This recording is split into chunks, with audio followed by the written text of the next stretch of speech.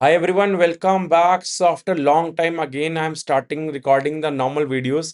बीच में because of marriage and थोड़ा गला खराब हो गया था, सो ब्रेक आ गया, काफी लॉन्ग ब्रेक हो गया। मैं लाइव आया था लास्ट वीक एंड अपना आउटलुक शेयर करा था। सो आज हम प्री इंजीनियर्ड बिल्डिंग सेक्टर का डिस्कशन करेंगे, बट थोड़े से कंटेक्स्ट दे रहा हूँ। So on 30th March 2026 I discussed about market में क्या आउटलुक है मेरा। तब मार्केट में बहुत ज्यादा पेसिमिज्म चल रहा था, स्टॉक्स वन वे गिर रहे थे। And on that day I shared कि अभी रिस्क रिवॉर्ड फेवरेबल है। एंड लास्ट वीक आके आई शेयर्ड कि जो ऑयल प्राइस हाइक होगा, उसकी वजह से जो इन्फ्लेशन आएगा, जो रुपी डेप्रिशिएट हो रहा है, वो सब हमने डिस्कस करा था। एंड वो सारी चीजें अब अनफोल्ड हो रही हैं। सो विल डिस्कस मैक्रो पे पूरा व्यू क्या है मेरा, अभी करंट सिचुएशन जो है उस पे I will make a dedicated video. But अभी Q4 FY26 के रिजल्ट सीजन ऑलमोस्ट खत्म होने वाला है। सारे सेक्टर्स में रिजल्ट्स आ चुके हैं almost. So one by one sectors को पिक करेंगे, क्या चल रहा है सेक्टर में, एंड अभी क्या आउटलुक है मेरा, एंड कौन सी कंपनी ज्यादा अच्छी लग रही है। Will discuss all the things in detail. So आज जिस सेक्टर का डिस्कशन करेंगे, that is pre engineered building, PEB. ये अबाउट 2-3 मंथ्स अगो बहुत ज्यादा पॉपुलर था ये सेक्टर। ई पैक प्रीफैब का जब आईपीओ आया था, उसके जब नंबर्स आए, इस सेक्टर में इतना लाइमलाइट था, एवरीवेयर इट वाज ट्रेंडिंग। मैंने वीडियो बनाया था इस पे, एंड आई हाईलाइटेड उसमें कि ई पैक प्रीफैब में जो चल रहा है, कंपनी सही है बट वैल्यूएशन का इशू है। सो डिस्कस करते हैं one by one all companies के कैसे रहे रिजल्ट्स एंड क्या आउटलुक है going forward. But before continuing, disclaimer की जो भी चीज हम डिस्कस करेंगे are purely for education purpose, कोई बाय सेल रिकमेंडेशन नहीं है। सो ई पैक प्रीफैब का वन वे स्टॉक फॉल करा, मतलब मैसिव रैली आया था, then stock one way fall करा, अभी थोड़ी रिकवरी आई है। सिमिलर थिंग इज विद इंट्राक, मतलब आपको टेक्निकल एनालिसिस रेगुलर बेसिस पे खाली ट्रेडिंग के लिए नहीं होता, बट स्ट्रेंथ कहाँ पे है, क्या चल रहा है, बिकॉज मार्केट भी कुछ बताती है। सो आपको मार्केट की क्या बोल रही है वो रीड करना जरूरी है। सो वन वे स्टॉक पिट रहे हैं, मतलब पीईबी सेक्टर में। एमएनबी इंजीनियरिंग इसका भी आया पे आया था, एंड ये लोग गाइड कर रहे थे कि एक्सपोर्ट साइड ज्यादा है, हाईएस्ट मार्जिन है। एंड स्टॉक के जो लास्ट क्वार्टर के नंबर थे वर्सेस इस बार, बहुत ठंडे नंबर थे, एंड स्टॉक की काफी पिटाई हो रही है। सो ईपैक प्रीफैब भी सारे जो काम क्या करते हैं, जो लोग नए आए हैं, let me tell you the context. So आप जो स्टील टाइप या टीन टाइप, मतलब बहुत लेमन टर्म्स में समझा रहा हूँ, इस टाइप के जो स्ट्रक्चर्स होते हैं, ये कंपनीज बनाती हैं।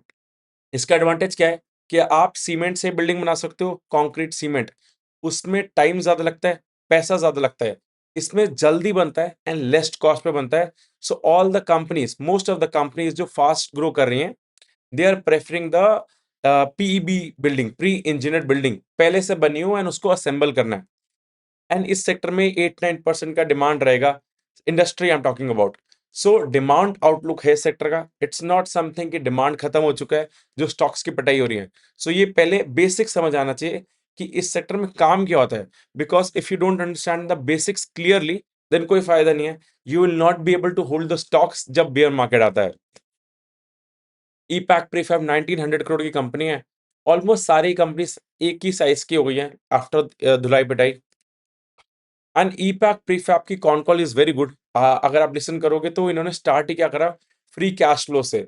So free cash flow concept मैंने पहले भी डिस्कस कर रखा है।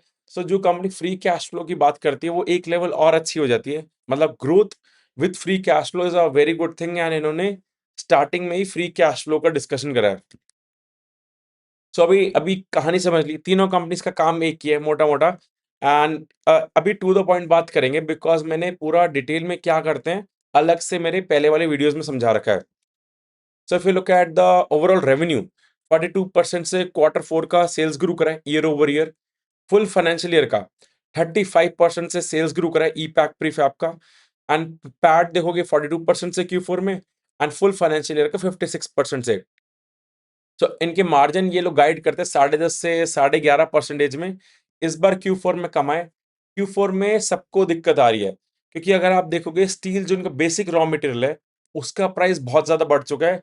And these are the companies जो प्राइस पास ऑन करते हैं, बट इतना क्विकली नहीं कर सकते, तो इनको मार्जिन हिट होता है जब भी कमोडिटी का प्राइस बढ़ता है। एंड ये लोग काफी काफी बार डिबेट होता है कि ये एक स्ट्रक्चरल थीम है, एंड यहाँ पे प्राइसिंग पावर है, इट्स प्योर कमोडिटी थिंग, जल्दी एग्जीक्यूट करना, अच्छी सर्विस देना, बिकॉज कंपटीशन हाई है। आप इनकी मल्टीपल कॉन कॉल सुन लो सारी कंपनीज की, सारी कंपनीज कहते हैं कंपटीशन है, मार्जिन इतना ज्यादा चार्ज नहीं कर सकते, इट्स अबाउट द एग्जीक्यूशन। तो सेक्टर में ग्रोथ है बट मार्जिन एक्सपेंशन अभी किसी कंपनी में नहीं है एज ऑफ नाउ, जो भी कॉन कॉल्स हुई हैं। सो Q4 के number of EPACK Prefab among all are really good. And if you look at इनका रेवेन्यू ग्रोथ, पास्ट में 32% CAGR से लास्ट 4-5 ईयर से दे आर ग्रोइंग। मार्जिन इन्होंने अपना 7.9% से 10.5% कर दिया। Now they are talking about stabilization of the margin, यहाँ से फर्दर एक्सपेंशन के regarding they are not discussing. FY27 का आउटलुक इन्होंने जो दिया है 30% growth on the FY26 revenue, 30% growth considering जो अभी इकोनॉमी की हालत है। एंड इनकी कॉन कॉल से थोड़ा लगा कि they are sounding a bit conservative, इन्होंने इनडायरेक्ट हिंट भी दिया। एंड इसमें मार्जिन एक्सपेंशन का भी एक हाईलाइट करें कि एबिटा मार्जिन नहीं, पैट मार्जिन एक्सपैंड होंगे बिकॉज ये लोग लोन रीपे कर रहे हैं। सो इनके इंटरेस्ट ज्यादा था, वो इंटरेस्ट नहीं जाएगा, इसलिए पैट मार्जिन थोड़े बढ़ेंगे। सो पैट ग्रोथ थोड़ा ज्यादा आ सकता है सेल्स ग्रोथ से as per the concall. But you have to track this sector because जो स्टील प्राइस अभी वॉलेटाइल है, वो मार्जिन को इम्पैक्ट कर सकते हैं अगर वो फर्दर वॉलेटाइल रहे। एंड मैनेजमेंट ने हाईलाइट करा है कि Q1 जो होता है ना इन सारी कंपनीज का, थोड़ा ठंडा रहता है। ये इस इंडस्ट्री का सीजन ही है। Q4 बेस्ट रहता है, Q1 थोड़ा ठंडा रहता है। सो Q1 देखते हैं कैसा रहता है, बट थोड़ा सा मैनेजमेंट मिक्स है ओवरऑल। बट FY27 का आउटलुक ऑफ ईपैक प्रीफैब का ओवरऑल अच्छा दिया इन्होंने, 30% का, but without margin expansion. Next है इंट्राक, 2800 करोड़ की सबसे बड़ी company in this sector. And ये मर्सिडीज बोलते थे, कॉन कॉल में अनाउंस भी करा था। इनके इस बार के नंबर आपको अच्छे नहीं लगेंगे। 8.7% का सेल्स ग्रोथ है year over year, and margin भी कंप्रेस हुआ है थोड़ा सा ही। देन पैट देखोगे, वो भी थोड़ा सा मार्जिन कंप्रेस हुआ in the PAT as well. So overall number अच्छे लगेंगे, but it's something management has already guided कि ये लोग इतना ही करेंगे पूरे फाइनेंशियल ईयर का। सो 1900 करोड़ के इन्होंने मोटा मोटा टारगेट दिया था, उतना ही करा है। इट्स समथिंग मार्केट को ज्यादा एक्सपेक्टेशन थी कि ये लोग आउट परफॉर्म करेंगे, बट इनका प्रॉब्लम कुछ और है। इनके पास अभी कैपेसिटी नहीं है। इट्स समथिंग डिमांड है, they agree, but they don't have a capacity. Because of that इस बार FY26 में ये लोग 15-16% का गाइडेंस दिया मैनेजमेंट ने, that they will be able to grow at this rate because of the capacity expansion issue। इनकी नई कैपेसिटीज भी आ रही है। तो इट्स समथिंग Q4 के नंबर्स इनके वीक लगेंगे, but it was something management ने यही नंबर गाइड करा था। आई वुड से पहले इन्होंने और कम दिया था गाइडेंस, फिर उसको रिवाइज करके 1900 करोड़ कर दिया था फुल फाइनेंशियल ईयर का, उतना number they have achieved. And regarding the margin compression, they highlighted कि एक तो सब कंपनीज के थोड़े मार्जिन कंप्रेशन हुए हैं बिकॉज जो एक नॉ EPFO ग्रेचुटी का जो एक फॉर्म आया था लेबर कोड में जो चेंज हुआ है, देन इन्होंने कुछ सर्टिफिकेशंस लिए हैं US एंड कनाडा के वर्क करने के लिए, उधर इनका खर्चा हुआ है। एंड ये लोग प्लांट एंड ऑल सेटअप कर रहे हैं, सो अपफ्रंट खर्चे हो रहे हैं, इसलिए मार्जिन कंप्रेशन हुआ स्लाइट। ये कंपनी मेरे को पहले ज्यादा अच्छी लगती थी बिकॉज मार्जिन एक्सपेंशन का प्ले था, बट अब इतना ज्यादा डिमांड आ रहा है कि इनको केपेक्स करना पड़ रहा है। सो केपेक्स की वजह से इनके मार्जिन कंप्रेस हो रहे हैं, मतलब एक बढ़ेंगे नहीं एटलीस्ट। सो इसलिए अब चीजें बदल गई हैं। अब किसी कंपनी मार्जिन एक्सपेंशन नहीं है, but I would say EPACK prefab में थोड़ा ग्रोथ ज्यादा है कंपेयर टू द FY27 का गाइडेंस के अकॉर्डिंग।